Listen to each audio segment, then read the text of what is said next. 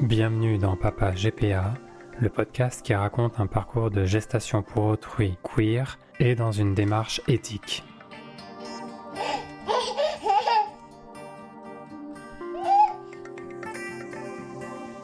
Épisode 11, la naissance.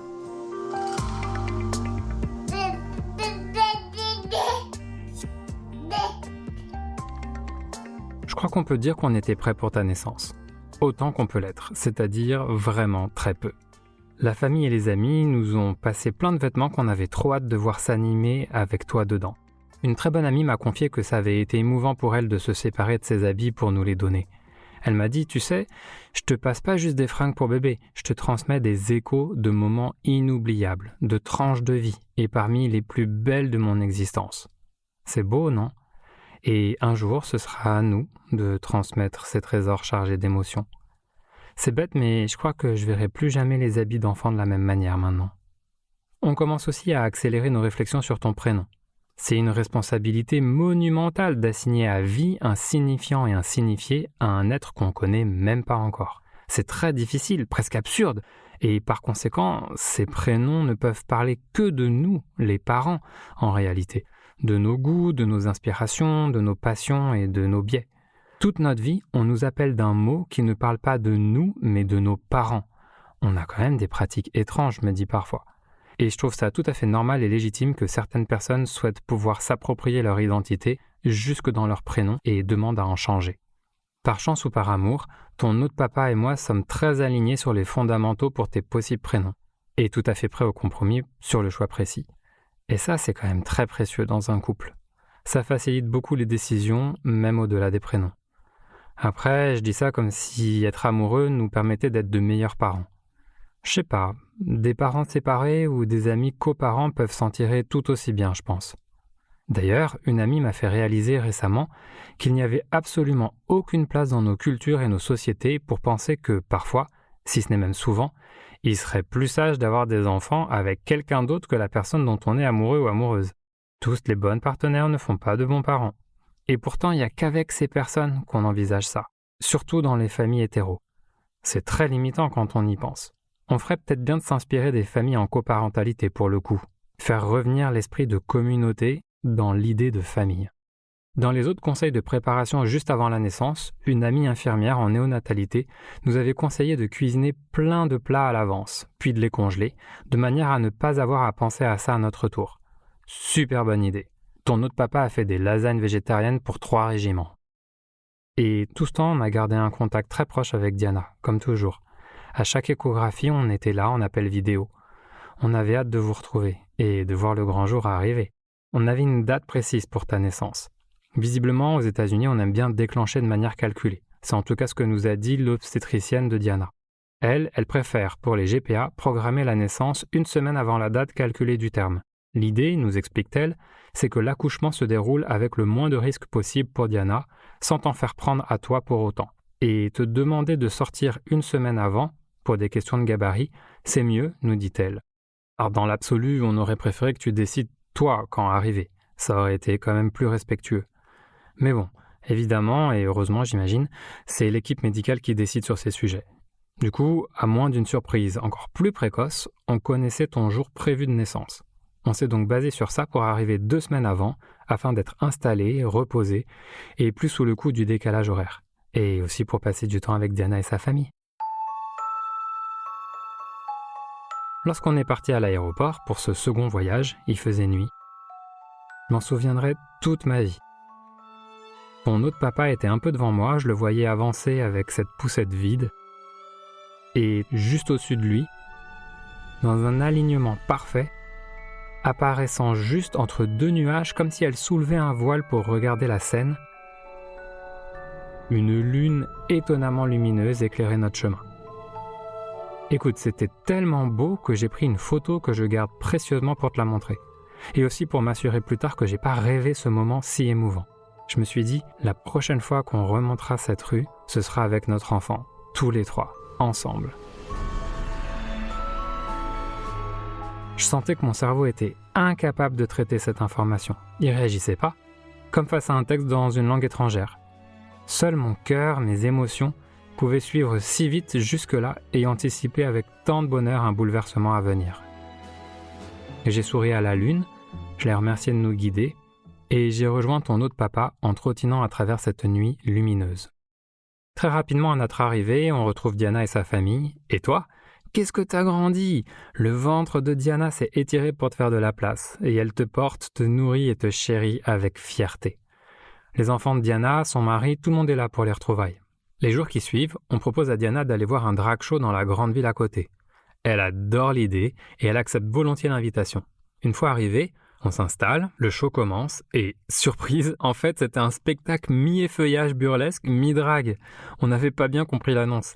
C'était drôle de se dire qu'à quelques jours de ta venue, on était là à applaudir les artistes d'un show plutôt imprévu. Ça rassemblait tous les éléments de cette citation de RuPaul que j'adore. We were born naked and the rest is drag. Nous sommes nés nus et tout le reste c'est du drag. Et toi, t'es pas resté de marbre. Figure-toi que pendant le show, peut-être sous l'effet de la musique, tu te mets à gigoter, nous dit Diana, à tel point qu'elle commence à avoir de petites contractions. Et là, on a semi-paniqué. Ok, naître sur une scène de nightlife queer, ça aurait été une histoire super marrante à raconter à tes potes plus tard, mais nous, on préférait quand même que tout se passe comme prévu, dans un cadre serein et adapté pour Diana, à l'hôpital. Mais ça allait. Diana n'était pas plus inquiétée que ça, elle a eu 3 enfants déjà, donc on s'est dit qu'elle savait repérer et interpréter les signaux. On a profité de la fin du show, comme elle le proposait. Le lendemain, il y avait un check avec la sage-femme. Ah bah oui, le col de l'utérus était ouvert de 4 cm, donc t'avais vraiment eu envie de regarder ce spectacle la veille. À partir de là, on était en alerte permanente. On ne s'éloignait jamais à plus de 2 heures de voiture. On a vu presque tous les jours Diana, tout en faisant attention à la laisser aussi tranquille quand elle en avait envie ou besoin. On a aussi passé du temps avec sa famille, on a fait des chalets de Noël en pain d'épices et bonbons avec ses enfants. On est sorti par-ci, par-là plusieurs fois. On a également rencontré pour la seconde fois ta donneuse, Kémilie, qu'on avait déjà vue à notre passage en été. On est retourné dans le resto absolument délicieux qu'elle nous avait fait découvrir quelques mois plus tôt. Quel bonheur d'apprendre à la connaître. Elle est aussi pétillante en vrai qu'on l'imaginait sur profil.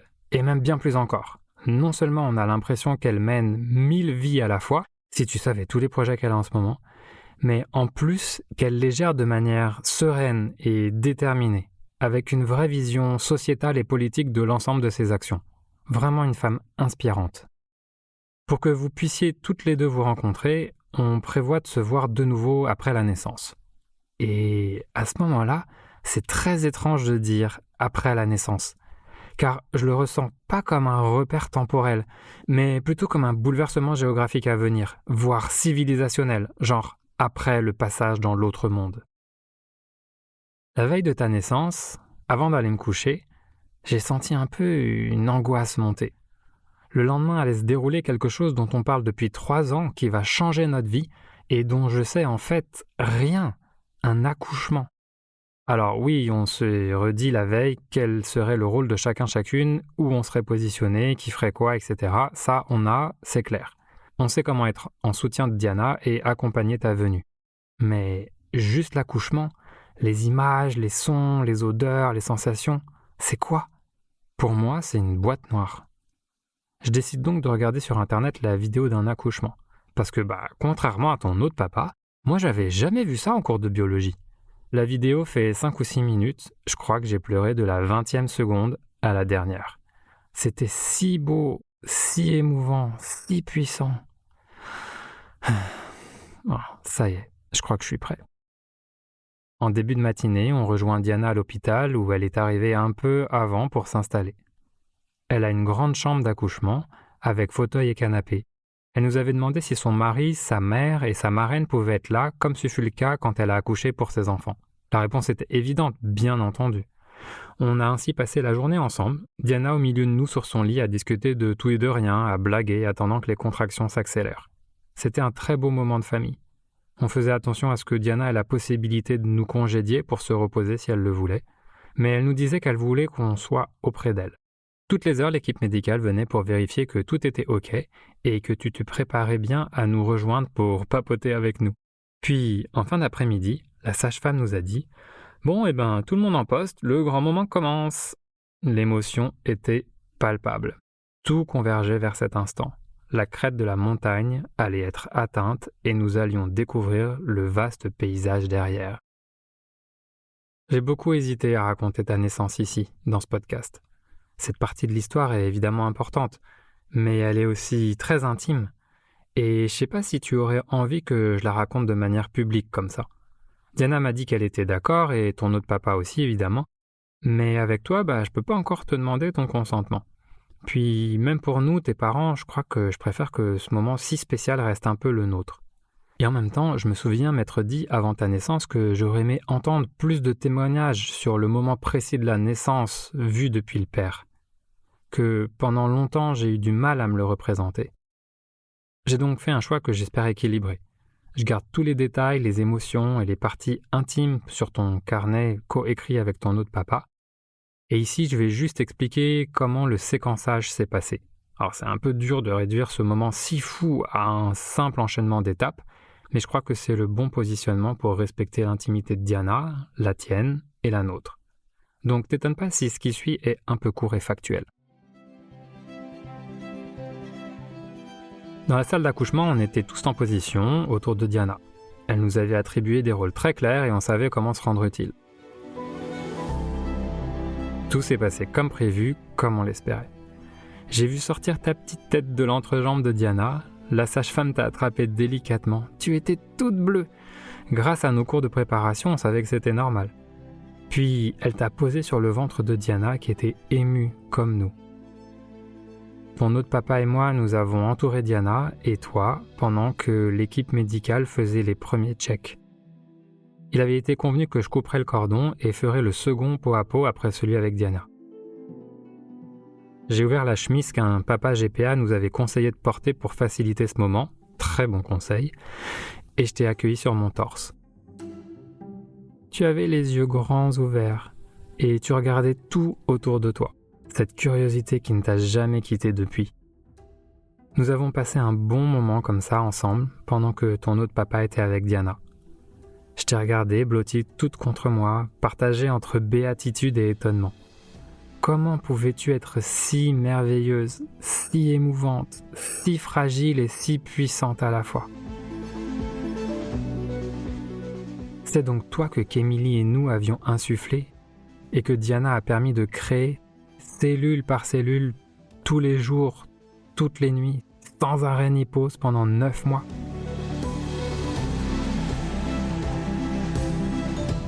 Tu avais des petits ongles violets et des cils absolument gigantesques, comme si tu t'étais apprêté pour ta sortie. À l'image de Diana, qui était allée se faire reposer des cils semi-permanents pour ta naissance, car, nous avait-elle dit, il est évident que je veux être splendide pour ce moment. Puis, ton autre papa est venu et t'a prise contre lui à son tour. Et j'ai pris sa place auprès de Diana. Je dirais 1 heure après ta naissance, l'équipe est revenue pour la seconde série de checks médicaux. La sage-femme nous a montré le placenta, gigantesque, imposant, impressionnant. Une super matrice fascinante et face à laquelle on ne sait pas quelle réaction avoir. J'ai pas pu le regarder longtemps car tout va vite dans une salle d'hôpital, mais j'y ai repensé souvent après ta naissance. Plus souvent que ce que j'aurais imaginé, je t'en reparlerai. On s'est parlé avec ton autre papa pour confirmer comment nous allions t'appeler, et on l'a symboliquement inscrit sur le petit tableau blanc de la salle d'accouchement. Ça faisait bizarre de l'écrire cette fois-ci en nommant le réel, en te nommant. Il y avait quelque chose de l'ordre de l'incantation et de l'écriture de runes magiques. Diana t'a reprise ensuite un peu avec elle, elle t'a parlé, t'a expliqué qui allait pour toi et pourquoi tu allais dormir dans une autre pièce qu'elle, après 9 mois passés toutes les deux si proches. C'était bien qu'elle fasse ça. Pour toi, pour elle, pour nous, pour toutes les oreilles autour et au-delà. On a beaucoup parlé de ce moment avec ton autre papa et avec Diana, celui de la première séparation. On n'est pas idiots, bien sûr que c'est une séparation. Bien sûr que ça n'a pas dû être anodin de soudainement ne plus sentir auprès de toi la personne qui fut si longtemps ton seul repère, ton monde, ton univers. Ce serait inconscient de faire comme si ce moment n'existait pas et n'était pas innervé de questionnements et de doutes. D'ailleurs, les anti-GPA adorent parler de ce moment de séparation, beaucoup plus que celui des retrouvailles. et en disant abandon plutôt que séparation. Qu'est-ce que c'est la différence entre séparation et abandon? Pourquoi je pense et ressens au plus profond de moi qu'il ne peut pas s'agir d'un abandon dans la manière dont nous avons collectivement procédé? Déjà, un rappel important, on ne peut pas abandonner ce qu'on n'a pas ou ce qu'on n'est pas. Or, Diana a joué un rôle éminemment important, comme je te l'ai expliqué, et elle a une place toute particulière dans notre famille, mais elle n'a jamais été ton parent. Ni à ses yeux, c'est très clair pour elle, ni pour nous, ni pour l'État. Ainsi donc, Diana ne peut pas t'avoir abandonné, n'en déplaise aux personnes mal informées, car elle n'a jamais été ta mère, et elle ne possède aucun droit ou devoir vis-à-vis de toi à abandonner. Par contre, bien entendu, il y a cette relation si spéciale que vous avez construite toutes les deux pendant 9 mois, et qui va se transformer profondément à la naissance. Dans un essai de Jean-Charles Bouchou qui s'appelle « Pourquoi m'as-tu abandonné ?» et que ta marraine nous a fait découvrir, l'auteur définit l'abandon comme un retrait d'amour. Or, à ta naissance, comme avant et comme après, il n'y a rien eu de cela. Au contraire, chacune t'a aimé depuis la place et le rôle qu'elle s'était donné pour toi.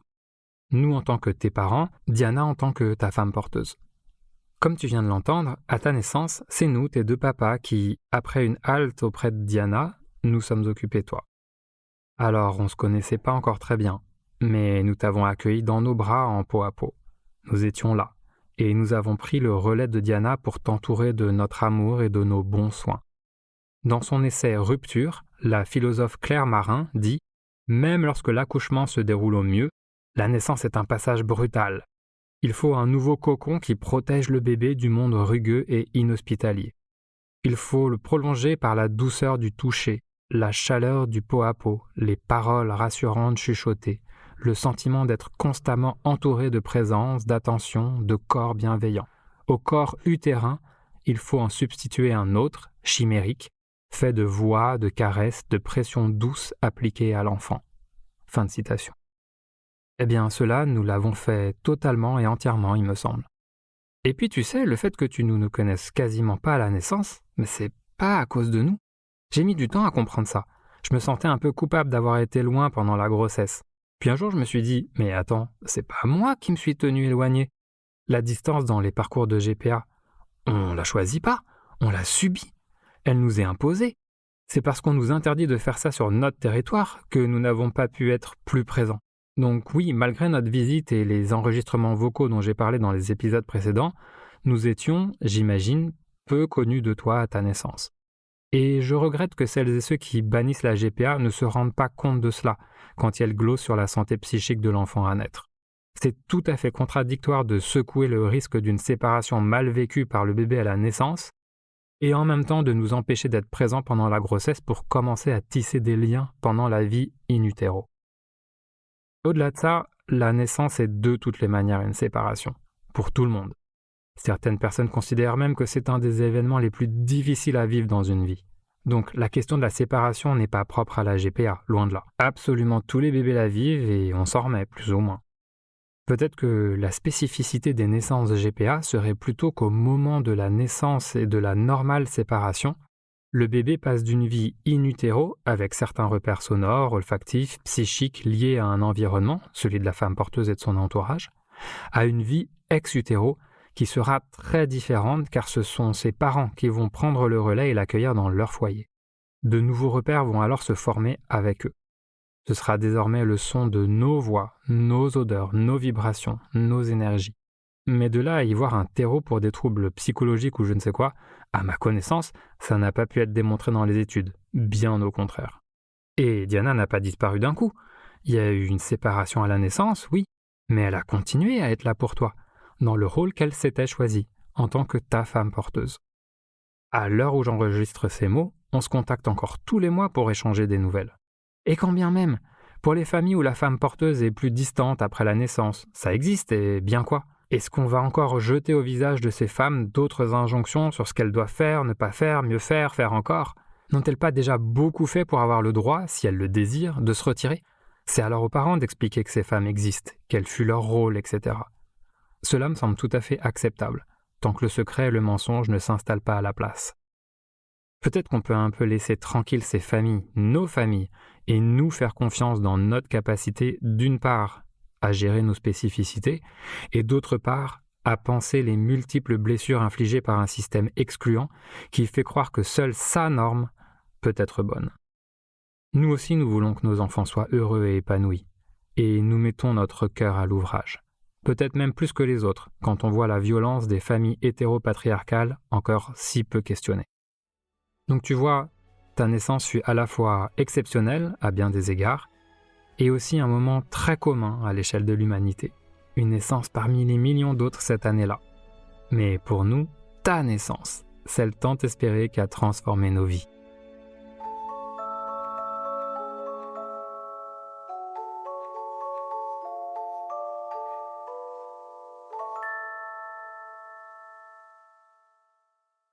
Après s'être assuré que Diana allait bien et qu'elle était elle aussi entourée, on t'a déposé dans ta petite barquette roulante en plastique transparent et on s'est fait amener dans notre chambre, juste à côté.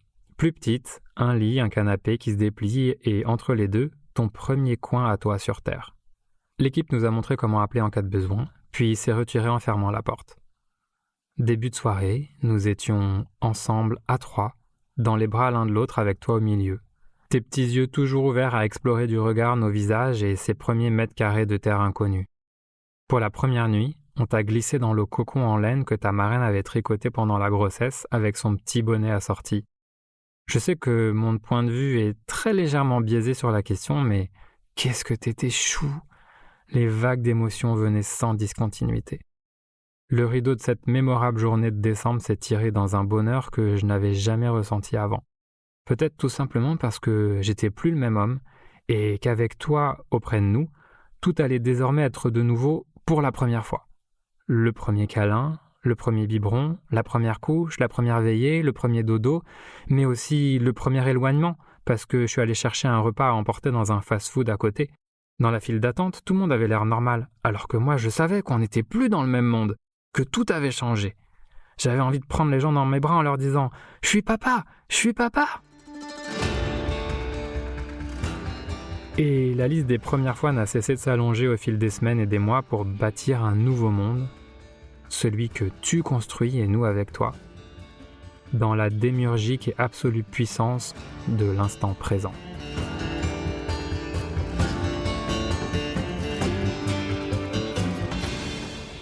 Côté Diana, qui était littéralement de l'autre côté du mur, elle a pu se reposer et dormir une nuit avec son mari auprès d'elle. Le lendemain de l'accouchement, il était prévu qu'elle rejoigne son domicile avec ses enfants, gardés par la famille. On a trouvé ça rapide de la part de l'hôpital de lui proposer de rentrer dès le lendemain. Et on n'avait pas tort. Avant de partir, elle est venue avec son mari.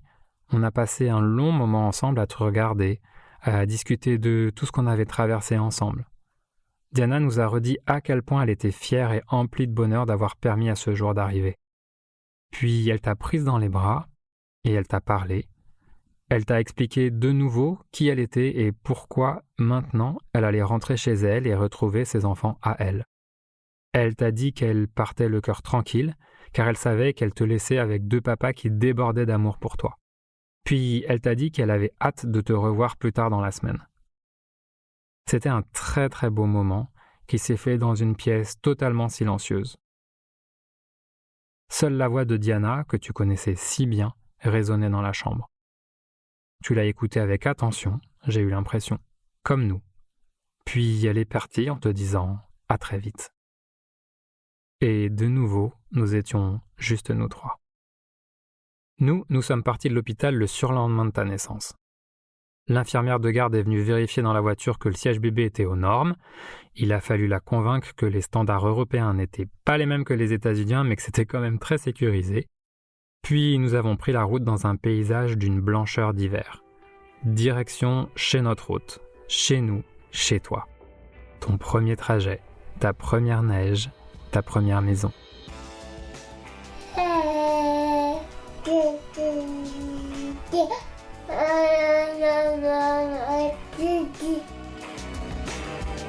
Dans le prochain épisode, je te raconterai tes premiers jours, les démarches administratives aux USA, le retour en Europe et les suites de l'accouchement. Alors, à la prochaine!